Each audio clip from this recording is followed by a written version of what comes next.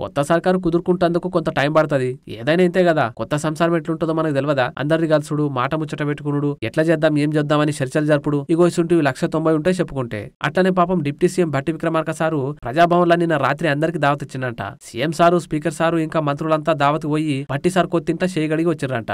ఏదో వాళ్ళు నిన్న మొన్ననేగా వచ్చింది, చేసుకుంటే చేసుకుని తీ అని అనుకోక భట్టి సార్ ఇచ్చిన దావత్ కూడా భూతద్దంలో పెట్టి సుతుర్రంట ఆపోజిషన్ పార్టీ లీడర్లు. అగో ప్రగతి భవన్ కూల్చేస్తాం, గడిలు బద్దలు కొడతామని పొంకనాలు పెట్టిన వాళ్ళంతా ఫైనల్ గా అదే ప్రగతి భవన్ లో దావత్లు వేసుకుంటారేంది అని కామెంట్లు వేస్తుర్రంట. ఇట్లనే ఉంటది కాంగ్రెస్ మార్క్ రాజకీయం అంటే. పాపం అది ప్రజలకు తెలియకపాయే అని నిష్ఠూరమాడుతుర్రంట. కేసీఆర్ ఉంటే ఆయన అతిథులను పిలిపించి మాట్లాడితేనేమో అది గడి అవుతుంది, ఆయన దూరైతాడు. అదే ఇంట్లో డిప్యూటీ సీఎం ఉంటేనేమో అది గడి కాదా అని క్వశ్చన్ చేస్తుర్రంట.